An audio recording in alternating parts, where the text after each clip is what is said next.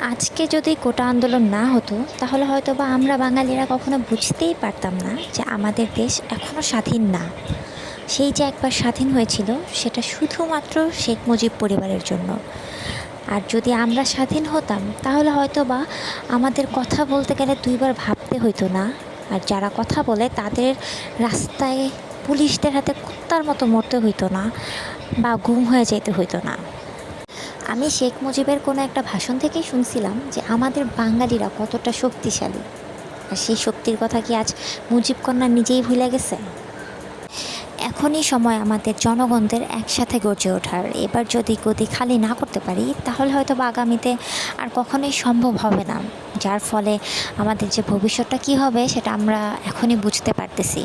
Already আমাদের দেশ মেধাশূন্য হয়ে গেছে। ফিউচারে এমনও হইতে পারে আমরা যারা মধ্যবিত্ত দিন এনে দিন খাই তারা হয়তো বা খাবারের অভাবে এতই দাম বাড়তেছে দিন দিন যে আমরা না খেতে পেয়ে হয়তো গলায় দড়ি দিতে হবে ফ্যানের সাথে। আর নয়তো আমাদের মুজিব কন্যার নির্মাণ করা যে পদ্মা সেতু, তারপরে উন্নত উন্নত ব্রিজগুলো করেছে, মেট্রো রেল করেছে, এগুলো দেখে আমাদের পেট ভরতে হবে। আমরা কিসের স্বাধীন হলাম যেখানে আমরা সাধারণ একটা শান্তিপূর্ণ আন্দোলন করতে যেয়ে হাজারো বুক খালি হইতেছে? এটা কি কখনো বলা যায় যে আমরা স্বাধীন? কোন মুখ থেকে বলা যায় যে আমরা স্বাধীন? আমরা সব মেনে নিব, কিন্তু শেখ হাসিনা কি পারবে যে আমাদের যে ভাই বোনগুলা এই আন্দোলন করতে যেয়ে শহীদ হয়েছে তাদের একজনের জান ফেরত দিতে?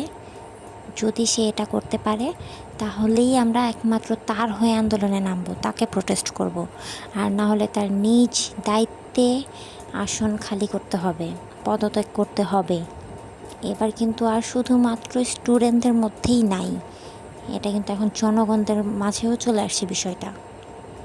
এমন অনেক ফ্যামিলি আছে হয়তো বা কোনো না কোনো কারণে আন্দোলনে যেতে পারতেছে না, কিন্তু যারা পারতেছেন প্লিজ অবশ্যই যাবেন, দেশটাকে একটু বাঁচান। আপনাদের সাপোর্ট থাকলেই দেশ বাঁচবে, এই জালিমের হাত থেকে দেশটা বাঁচবে।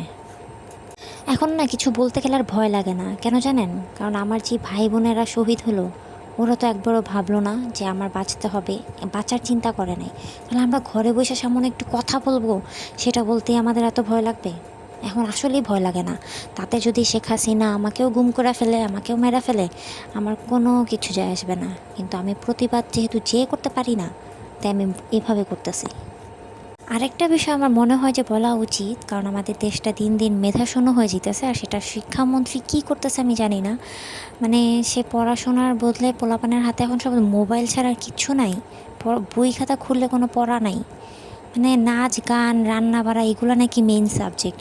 এগুলো কী হইতেছে দেশে আমি কিছুই বুঝতেছি না।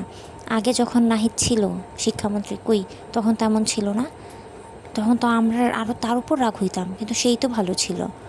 আমাদের প্রজন্ম ভালো করার জন্য হলেও এই বিষয়ে অবশ্যই স্টেপ নিতে হবে, নাহলে নেক্সট প্রজন্ম অশিক্ষিত থাকবে। আর অশিক্ষিত থাকা মানে হচ্ছে কি গোটা বাংলাদেশ অশিক্ষিত হয়ে যাবে।